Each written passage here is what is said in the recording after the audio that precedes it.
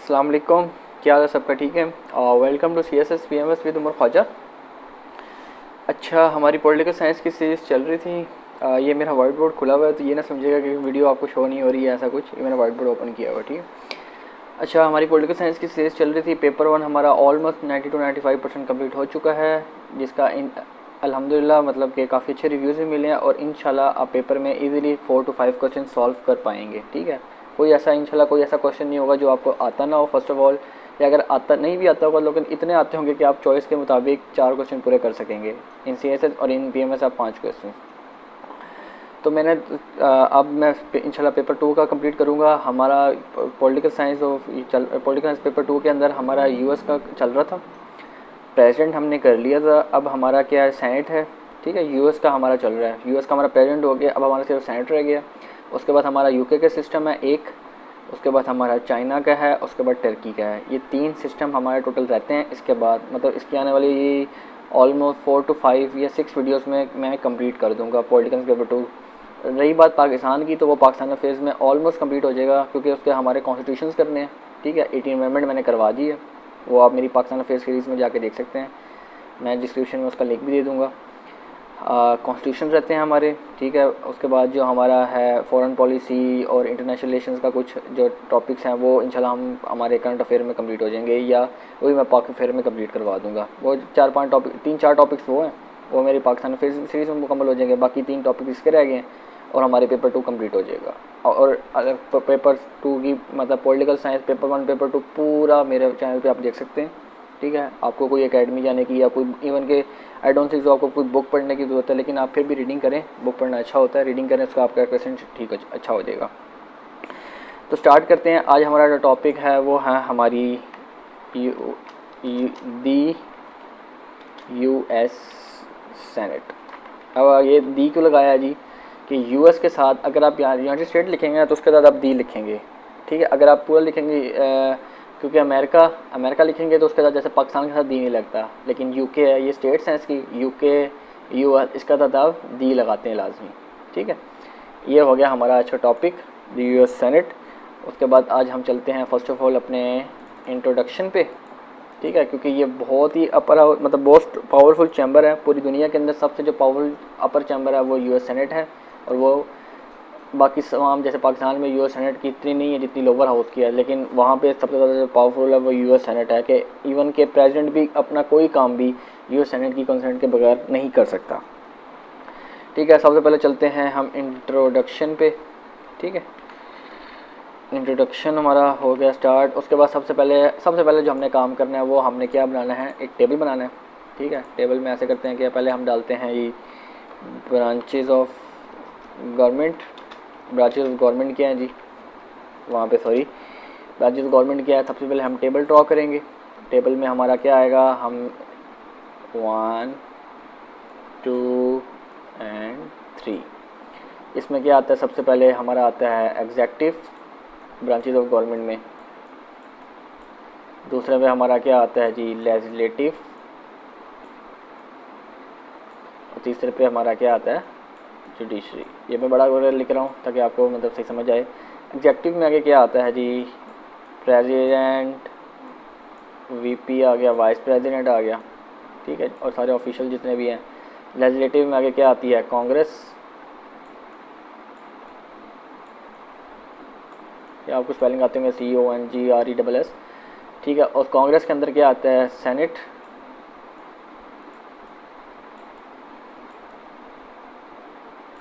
Sorry थोड़ा senate. और उसके बाद क्या आता है, HOR, हाउस ऑफ रिप्रेजेंटेटिव, ठीक है। थोड़ा बुरा बन रहा है लेकिन आपने बड़ा अच्छा प्यारा सा बना देना, ठीक है। और जुडिशरी में आगे क्या आता है, सुप्रीम कोर्ट, चीफ जस्टिस वगैरह सारे, ठीक है। ये आ गया इसकी सुप्रीम कोर्ट आ गई। ये है ब्रांचेज ऑफ गवर्नमेंट। ये आपने टेबल बना देना। जो इससे क्या होगा, इंट्रोडक्शन में क्या होगा, वो एग्जामिनर की जो अटेंशन को ग्रैब करेगा और आपको अच्छे मार्क्स मिलने की उम्मीद होगी, ठीक है। उसके बाद ये हमारा इंट्रोडक्शन छोटा सा ब्रांचेज ऑफ गवर्नमेंट का थोड़ा टेबल हो गया। उसके बाद नेक्स्ट फर्दर इंट्रोडक्शन पे चलते हैं। फर्दर पे हम क्या बताएंगे कि ये क्या है, US सेनेट का क्या है जी, बाई कैमरल है। बाई कैमरल इसका जो हाउस है, बाई कैमरल लेजिस्लेशन होती है इसमें, ठीक है। US की कांग्रेस में सबसे पहले आपने कांग्रेस का बताना है, क्योंकि हमेशा जब भी कोई टॉपिक शुरू करते हैं सबसे पहले उस टॉपिक पे शुरू नहीं करते, उस टॉपिक पे लिखना शुरू करते हैं, उसका थोड़ा बैकग्राउंड बताते हैं और उस टॉपिक पे आते हैं कुछ स्टार्टर लिखते हैं। जैसे हमारे एसे के अंदर मैंने बताया था कि हमेशा पहले स्टार्टर होता है, ठीक है।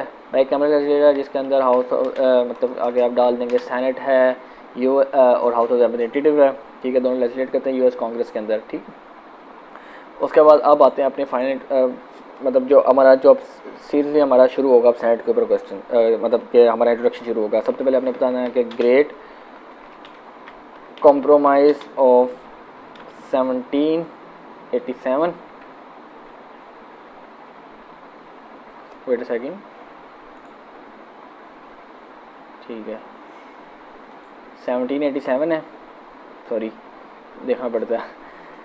ग्रेट कॉम्प्रोमाइज़ है 1787 का। इसमें क्या हुआ था कि इसने क्या था, इसके अंडर इस लेजिस्लेटिव के अंदर क्या होता है यूएस कॉन्स्टिट्यूशन का स्ट्रक्चर बना था। क्या बना था, यूएस गवर्नमेंट का स्ट्रक्चर इस ग्रेट कॉम्प्रोमाइज़ के बाद बना था। उसके बाद आप थोड़ा सा इसमें लिख दें कि 789 में क्या हुआ जी, हमारा यूएस कॉन्स्टिट्यूशन बना। उसके बाद 1791 में हमारा क्या हुआ जी, हमारा प्रेसिडेंट इलेक्ट हुआ। क्या है जी, दोबारा थोड़ा सुन लें। ग्रेट कॉम्प्रोमाइज़ ऑफ 1787 को, ये इनका मेन यहाँ से इसकी बेस बनी थी, ठीक है। इससे क्या हुआ, यूएस का स्ट्रक्चर इस ग्रेट कॉम्प्रोमाइज़ के अंडर बना। उसके बाद 1789 में क्या हुआ जी, कॉन्स्टिट्यूशन बन गया और 1791 में इनका प्रेसिडेंट इलेक्ट हो गया, ठीक है। 1791 में इनका प्रेसिडेंट इलेक्ट हो गया। उसके बाद किस बंदे ने ये किया था, एमसीक्यूज़ में आ जाएगा, रॉजर शर्मन, ठीक है। रॉजर शर्मन वो बंदा था जिसने बाई कैमरा मतलब कि इसने इस बंदे ने बाई कैमरा लेजिस्लेशन को प्रपोज़ किया था कि बाई कैमरा लेजिस्लेशन ऐसे होना चाहिए। फिर इसने उसको सिर्फ वहीं तक नहीं छोड़ा, इसके बाद ने लोअर हाउस की प्रोपोर्शनल सीट्स भी बताई कि कितनी सीटें, जैसे आजकल 435 है तो इसने प्रोपोर्शनल सीट्स ने बताई थी कितनी सीट्स होनी चाहिए। और उसके बाद इसने जो सेनेट के लिए अपर हाउस के लिए जी इक्वल वेटेज रखी थी, ठीक है। इक्वल वेटेज रखी इसकी स्टेट्स की, जिसके अगर आप देखें तो आज कितनी सीट्स हैं सेनेट की, कितनी सीट्स हैं जी बताएगा कोई, 100, ठीक है 100 सीट्स हैं। और 100 सीट्स के अंदर क्या है जी, 100 सीट्स कितनी है जी, कौन कितनी स्टेट्स हैं, सॉरी कौन बताएगा, 50 स्टेट्स हैं। सॉरी मेरे आगे 2 स्टूडेंट्स भी बैठे हैं, मैं उनको भी साथ साथ पढ़ा रहा हूँ, तो थोड़ा माइंड ना कीजिएगा कि आप वीडियो में नहीं तो खैर नहीं बता सकते, मैं स्टूडेंट्स से भी थोड़ा थोड़ा कर रहा हूँ, ठीक है। 50 स्टेट्स हैं और अगर 50 को आप मल्टीप्लाई 2 करें, ठीक है, तो क्या बनती है 100, तो 100 स्टेट्स हैं टोटल, सॉरी 100 सीट्स हैं, 50 स्टेट्स हैं और पर स्टेट 2 है, मतलब इक्वल वेटेज रखी हुई है। अब वो अलग डिबेट रहती है कि एक क्वेश्चन, मेरे बच्चे ने क्वेश्चन पूछा था मेरे से लास्ट टाइम कि कैलिफोर्निया इतनी बड़ी स्टेट है, उसके बाद कैलिफोर्निया के बाद न्यूयॉर्क है, वो इतनी बड़ी स्टेट है, और जबकि जो मिनेसोटा जो आजकल बड़ी न्यूज़ में है जॉर्ज फ्लॉयड के वजह से, वो इतनी छोटी स्टेट है, तो ऐसा क्यों है और सबकी इक्वल वेटेज क्यों है, मतलब पॉपुलेशन के हिसाब से क्यों नहीं है। तो ये अलग डिबेट है, ये मैं इलेक्शन सिस्टम जब मैं करवाऊँगा मैं उसमें आपको बड़ा अच्छा कवर कर दूँगा, लेकिन उसकी यहाँ पे आपको ज़रूरत नहीं है। उसके बाद आप यहाँ पे बता दें कि क्या है जी, यूएस क्या है जी, उसकी बैकबोन है, ठीक है, ये backbone of US federal system है। ये हमारा क्या हो गया, इंट्रोडक्शन हो गया। थोड़ा सा अगर आप ज़्यादा अच्छा देना चाहते हैं जी, जैसे मैं अगर लिख दूँगा करंट सिस्टम करंट क्या चल रहा है, रिपब्लिकन्स हैं जी, रिपब्लिकन्स पार्टी है एक, उसकी कितनी सीट्स हैं 53। उसके बाद डेमोक्रेटिक की कितनी है जी, डेमोक्रेटिक की कितनी है जी 45। और इंडिपेंडेंट कितने हैं जी, इंडिपेंडेंट कितने हैं जी 2। ये करंट सिस्टम चल रहा है अभी, ठीक है। ये हमारा क्या हो गया, इंट्रोडक्शन हो गया। अब हम चलते हैं अपनी दूसरी हेडिंग पे, जो क्या है जी, कॉम्पोजिशन। इनकी कॉम्पोजिशन क्या है, सॉरी कॉम्पोजिशन क्या है इनकी कंपोजिशन पे जाएंगे या इनकी एलिजिबिलिटी, सॉरी इनकी लाइफ क्या है जी। सबसे पहले क्या है जी, सबसे पहले हमने बताया था 100 मेंबर्स होते हैं, 100 मेंबर्स होते हैं। दूसरा ये मैंने आपको बता दिया पहले ही। उसके बाद हम इसमें क्या बताएंगे कि 1/3 इनकी रिटायरिंग, मतलब कि 1/3 क्या होते हैं, रिटायर हो जाते हैं हर 2 साल बाद, ठीक है। 1/3 क्या हो जाएंगे, रिटायर हो जाएंगे हर 2 साल के बाद, और फिर दोबारा इलेक्शन हो जाएगा। लेकिन टोटल जो इनकी टर्म्स हैं, जो शुरू में मैंने सॉरी यहाँ पे बतानी थी, क्या है जी, 6 ईयर्स है। टोटल इनकी टर्म 6 ईयर्स होती है, और हर मतलब 2 साल के बाद 1/3 इनमें से क्या होते हैं, 100 में से रिटायर हो जाते हैं। ठीक है, और फिर उनके बाद दोबारा क्या होते हैं, दोबारा इलेक्शन होते हैं। ठीक है, ये इनकी कॉम्पोजिशन है। अब यहाँ पे आपने एक अलग बात ऐड करनी है, वो क्या है जी, लेकिन इनके पास इतनी पावर होती है कि ये दोबारा री इलेक्शन के लिए खड़े हो जाते हैं। मतलब इलेक्शन ख़त्म हुए, 6 साल मेरे मुकम्मल हुए, लेकिन मेरा अभी दिल नहीं भरा, मैं दोबारा इलेक्शन के लिए खड़ा हो जाऊँगा, और मैं दोबारा अगर इलेक्ट हो गया तो दोबारा 6 साल के लिए मुझे मिल जाएगा। सॉरी फॉर द इंटरप्शन, थोड़ा सा वो लाइट का इशू बन गया था। अच्छा, हमारी बात हो रही थी कि वो हर मतलब 6 साल के बाद जब रिटायर होते हैं तो वो दोबारा री इलेक्शन के लिए खड़े हो जाते हैं, वो दोबारा री इलेक्ट हो जाते हैं। ठीक है, ये इसकी बात थी। उसके बाद क्या है जी, हम इसकी बात करते हैं क्वालिफ़िकेशन की, सॉरी हम क्वालिफ़िकेशन की बात करते हैं, बल्कि सॉरी क्वालिफ़िकेशन की नहीं, अभी री इलेक्टेड के बाद इसमें एक और बात हमने बतानी है कि जी 17 अमेंडमेंट, ये आप नोट डाउन कर लीजिएगा, ये बड़ी इंपॉर्टेंट चीज़ है। 1913 के अंदर 17 अमेंडमेंट हुई थी, और 17 अमेंडमेंट के बाद क्या हुआ, उससे पहले क्या होता था, उससे पहले ये होता था कि जितने भी स्टेट के जो लेजिस्लेटर होते हैं ना, जिस स्टेट के मतलब इलेक्शन होने, जिस स्टेट के बंदे ने सेनेटर बनना है, लेट्स सपोज न्यूयॉर्क का बंदा उसने सेनेटर बनना है, तो उस स्टेट के जो लेजिस्लेटर है उससे उसको बात करनी पड़ेगी, वो उसको इलेक्ट करेंगे। मतलब वहाँ पे पर्सनल इंटरेस्ट गेम बड़ी चल पड़ती थी कि वो अपने पर्सनल इंटरेस्ट के बाद ये हमारी बात मानेगा, वहाँ जाके हमारे काम करेगा। तो वो स्टेट लेजिस्लेटर्स है ना, वो अपने पर्सनल इंटरेस्ट पे क्या करते थे, उस बंदे को इलेक्ट करवा देते थे, उस बंदे को मतलब उसकी इलेक्शन में वोट देते थे ताकि हमारे काम करे। ठीक है, तो 1913 के अंदर 17 अमेंडमेंट हुई। उसके बाद क्या हुआ कि उनके क्या कर दिए गए, डायरेक्ट इलेक्शंस करवा दिए गए कि अब ये डायरेक्ट पब्लिक की तरफ से इलेक्ट होंगे। मतलब कोई पर्सनल इंटरेस्ट किसी की गेम नहीं होगी, जिसको पब्लिक चाहेगी, पब्लिक की विल, जिस जिस चीज़ पर पब्लिक की विल होगी, जिस बंदे पर पब्लिक की विल होगी, वो उस बंदे को इलेक्ट करवाएगी सेनेटर के लिए। ठीक है, ये यहाँ पे क्या होगी, कंपटीशन होगी। अब यहाँ पे हम बात करते हैं क्वालिफ़िकेशंस की, या क्वालिफ़िकेशन को छोड़ें आप यहाँ पे लिख दें एलिजिबिलिटी क्राइटेरिया। ठीक है, ज़्यादा आई थिंक अप्रोप्रिएट बनता है यहाँ पे। ठीक है, एलिजिबिलिटी क्राइटेरिया भी आते हैं, कम से कम क्या हो 30 ईयर्स की क्या हो एज हो, ठीक है, 30 ईयर से कम एज बिल्कुल ना हो, no more than 30 sorry at least 30 years age हो। ठीक है, और कम से कम भी 9 ईयर्स की उसके बाद क्या हो, वो यूएस का सिटीजन हो 9 ईयर से। ठीक है, बैक 9 ईयर से उसके बाद वो यूएस का क्या हो, सिटीजन हो। और एट टाइम ऑफ इलेक्शंस,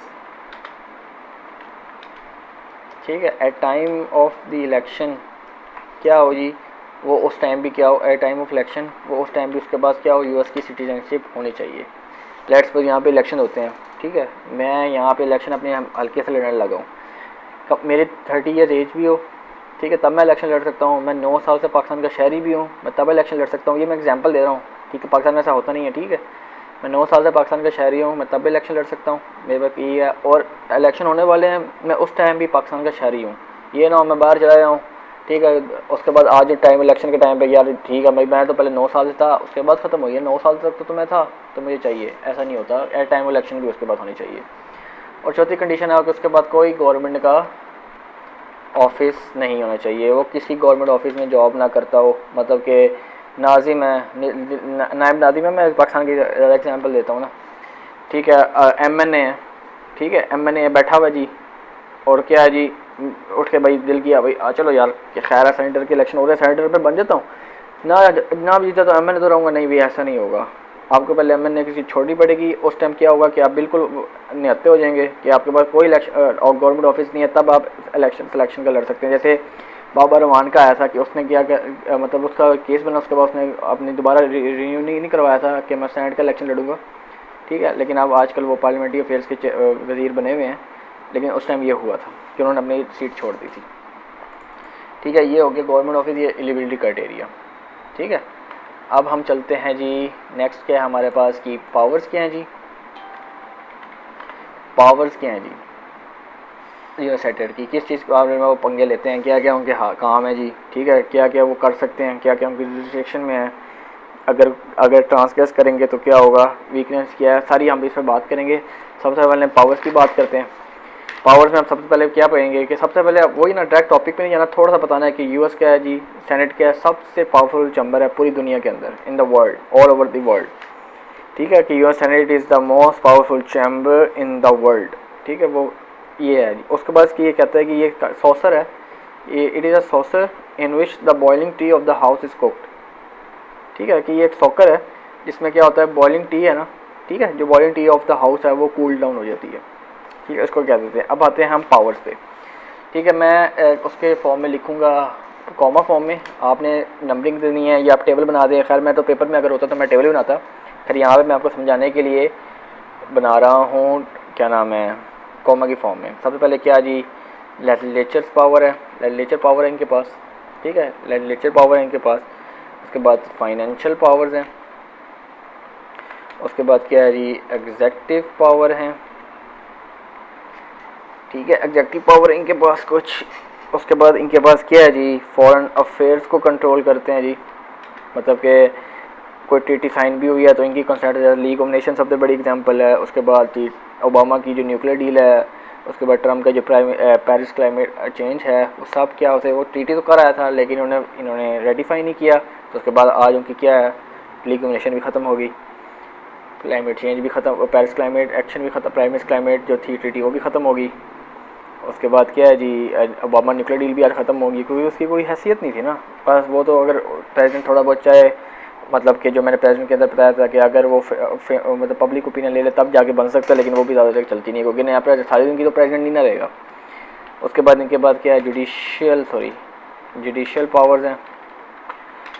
ठीक है, जुडिशियल पावर्स हैं, मतलब जजों को भी इन्होंने हाथ डाला हुआ है आजकल। ठीक है, उनके बाद क्या है जी, इनके बाद इन्वेस्टिगेशन पावर है। अगर आप देखते हैं जी, मैं तो सीज़न देखता हूँ, जैसे अगर आपने हाउस ऑफ कार्ड्स देखा हुआ है, लॉन्गेस्ट सर्वाइवर पता नहीं ऐसे कोई है, सर्वाइवर के नाम से।